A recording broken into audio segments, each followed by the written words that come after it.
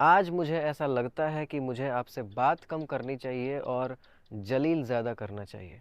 ये लाइन सुनकर हो सकता है कि आपको बुरा लगे, पर हाँ, बुरा मुझे भी लगता है। बुरा मुझे भी लग रहा है आपके लिए और आपकी सोच पर। जबकि हमने पिछले वीडियो में ये साफ बात की थी कि क्यों नहीं हम थोड़े एफर्ट लगाकर और थोड़े पैसे लगाकर अपनी हेल्थ को एक लॉन्ग टर्म में सेफ रख सकते हैं। पर बुरा मुझे तब लगा जब कुछ अधेड़ उम्र के कुछ ज्ञानचंद लोग ये कहने लगे कि दवाई से ही होता है और दवाई तो खाना ही पड़ेगा, और हम दवाई खा करके ज़्यादा कंफर्टेबल महसूस कर रहे हैं। जबकि अधिकांश लोगों का बिल्कुल स्पष्ट तौर पे ये कहना है कि दवाइयाँ अधिक खाने से उनको एक की बजाय 3-4 और भी कॉन्सिक्वेंसेस झेलने को मिलते हैं।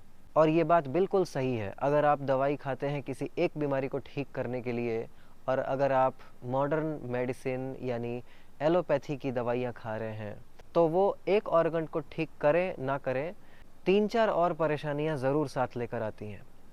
इस बात को आप पता नहीं कब समझेंगे, मेरी तो समझ से बाहर है ये। वो देश जिसने दुनिया को आयुर्वेद दिया, दुनिया को योग दिया, आज वो देश दूसरी दवाइयों के सहारे है। अब इसमें कुछ ज्ञानचंद ये भी बोलेंगे कि आयुर्वेद से कुछ होता नहीं, योग से होता नहीं। तुम असल में उसका मतलब जानते नहीं, उसको फॉलो करते नहीं, तो होगा कैसे? ना किसी पे भरोसा और ना ही जानकारी। अगर ये दोनों ही नहीं है तो बहुत मुश्किल है कुछ कह पाना कि आपको कुछ सही रिजल्ट कभी भी मिल पाए।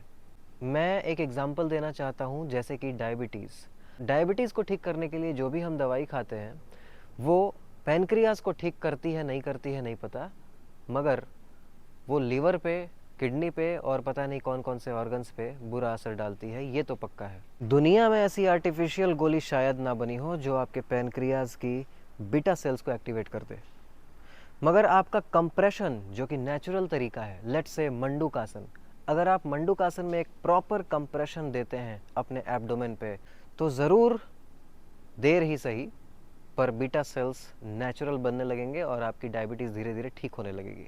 हाँ, आप मेडिसिन को एज अ सपोर्ट ले सकते हैं, पर 100% बिलीव करना is totally false concept. You totally dependent on your medicine.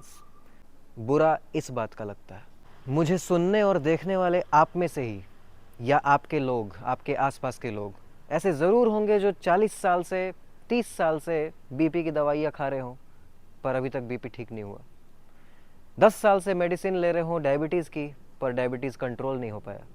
Thyroid की गोलियां ले रहे हों 10-15 साल से, 5 साल से, 8 साल से, पता नहीं कितने सालों से, पर अभी तक ठीक नहीं हो पाया।